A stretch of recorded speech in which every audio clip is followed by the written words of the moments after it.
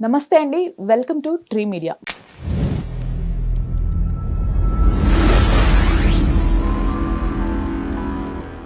గురూజీ నమస్తే. అమ్మా హరే కృష్ణ. ముఖ్యంగా అన్నిటికన్నా కలిచివేస్తుంది, దేశం అంతా రగిలిపోతుంది. ఆ, కోల్కత్తాలో డ్యూటీలో ఉన్న డాక్టర్ని 36 గంటలు పనిచేసి విశ్రాంతి తీసుకుందాం అని వెళ్ళిన ఒక డాక్టర్ని ఆ అమ్మాయిని దారుణంగా హింసించి అత్యాచారం చేసి, కనీసం ఎవరు చేశారు ఎంతమంది చేశారో కూడా బయటికి రానియకుండా ఇంకా కూడా వాళ్ళకి ప్రొటెక్షన్ ఇస్తున్న వాళ్ళని ఏం చేయాలంటారు? వాళ్ళని అదే చెయ్యాలి, అంతే. అదే చెయ్యాలి. ఆడెవడో టికానా లేని వాడు ఒకడు ఉన్నాడు, టికాయిత్ అని. వాడు ఏదో మాట్లాడుతున్నాడు, చూశాను వీడియో. తల్లిదండ్రులదే తప్పు అంటమ్మా.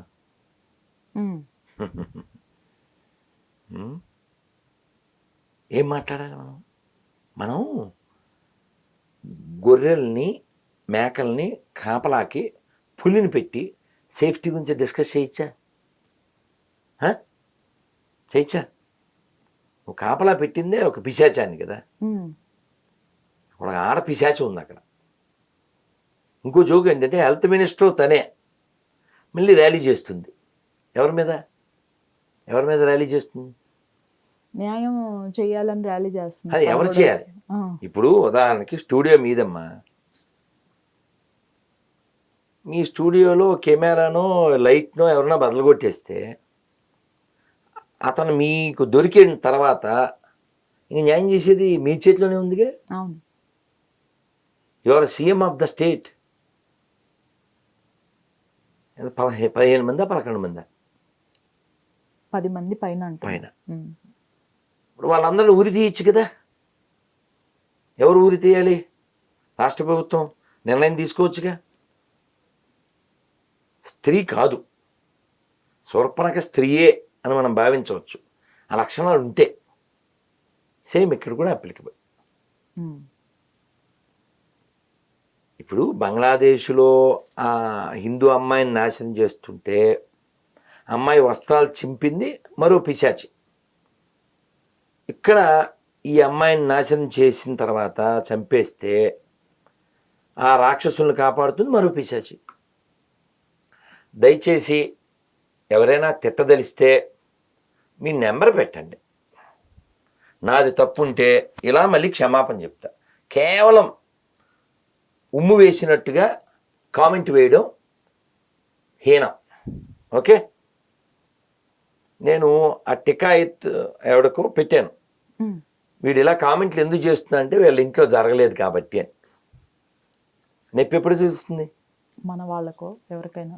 కానీ వాడికి బాధ తెలియట్లేదే.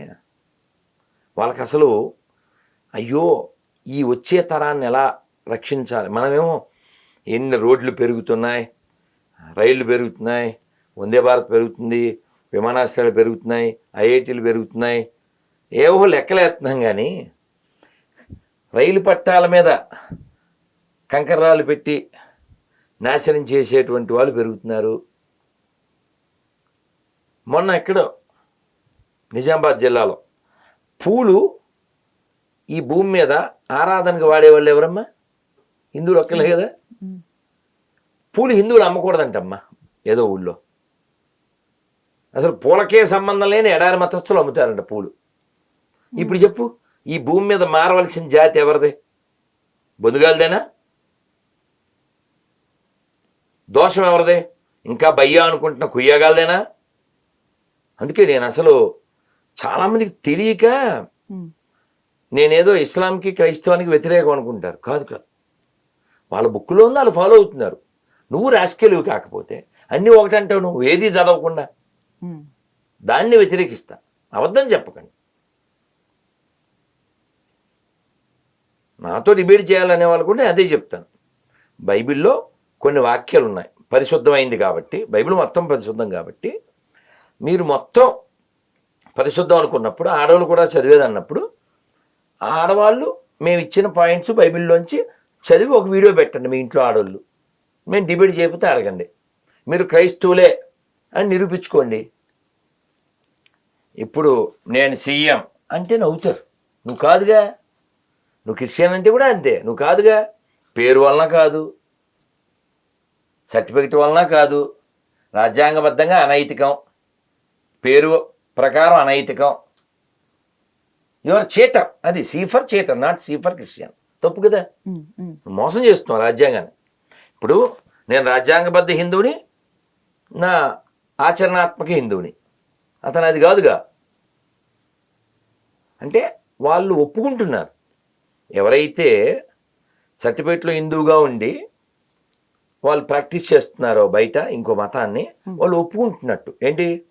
వాళ్ళు నమ్మిన దైవం అన్ఫిట్ గాడు, వాళ్ళకి కూడు కూడా పెట్టలేడు. ధైర్యంగా వాళ్ళు ఎవరో వాళ్ళని చెప్పుకోలేరు. ఇప్పుడు మొన్న ఏదో వీడియోలో జగ్గి వాస్తవ్ ఎవరి కల్కి డైరెక్టర్ ఉన్నాడుగా, మన ఏం పేరు అబ్బాయి, నాగశ్విన్. ఆ అబ్బాయి అడిగాడు,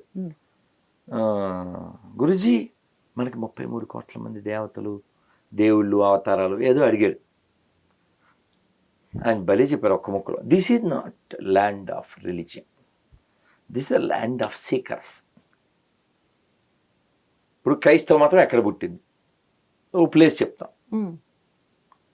ఇస్లాం ఎక్కడ పుట్టింది? ఓ ప్లేస్. కానీ భారతదేశం అలా మతం పుట్టిన దేశం కాదు. సీకర్స్ ల్యాండ్ అంటే ఏంటమ్మా? అంటే సత్యాన్ని అన్వేషించేవారి ల్యాండ్ ఇది. ఇందులో ఏదో పదార్థం పోసి నువ్వు అదే తాగాలి, దాన్ని ఏమంటారు? రెడిక్యులస్ అంటారు. నువ్వు నమ్మిందే నేను నమ్మాలి. నమ్మలేదు కాబట్టి మేము కొత్త కొత్త దేశాలు పుట్టించేస్తాం, లేకపోతే నిన్ను పుట్టుక లేకుండా చేసేస్తాం. ఆ మతాలు భూమికి అవసరమా? ఇప్పుడు బంగ్లాదేశ్లో ఆ అమ్మాయిని బట్టలు చింపేసి వీడియో తీస్తూ నాశనం చేస్తూ యాసిడ్ పోస్తూ ఇంత క్రూరత్వం కారణం ఏంటి? తను వాళ్ళ మతం కాకపోవడం. ఏదో వీడియో చూశాను, చెరువు పచ్చగా, చెట్లు, గడ్డి అన్నీ ఉన్నాయి. భగవంతుడు ఇంత అందమైన ప్రకృతిని దేనికి ఇచ్చాడు? ఆ పక్షులు కూడా వినపడుతూ ఉన్నాయి, కోకోలు. ఈ ఎంత అందమైన ప్రకృతి దేనికి? చక్కగా లేచి స్నానం చేసి భగవంతుని ఆరాధన చేసుకో, నీ జీవితాన్ని సుఖంగా గడుపుని. కానీ ఆ చెరువు బంగ్లాదేశ్లో చెరువు, అందులో చెరువు ఒడ్డున బోల్డన్ని శవాలు, సూట్ కేసులతో పారిపోతున్న వాళ్ళని చంపేసి. చంపిన వాళ్ళు ఎవరో మనకు తెలుసు, చంపబడింది ఎవరో తెలుసు. ఇక్కడ సెలబ్రిటీస్ అనేవాళ్ళు కానీ, ఎవడికి పుట్టాడో తెలియని ఓ బాల్ డ్యాన్సర్ కొడుకు శివుడు ఫోటో చూపిస్తూ పార్లమెంట్లో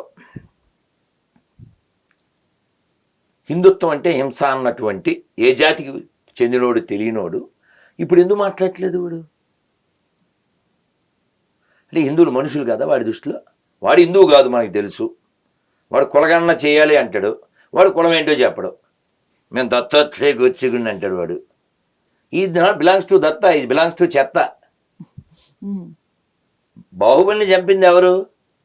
2వ ఎపిసోడ్లో తెలిసిపోయింది. వీడెవడో ఇంతవరకు 75 ఏళ్ళు అనేది వెళ్ళ. వీడు మీదో విషయం.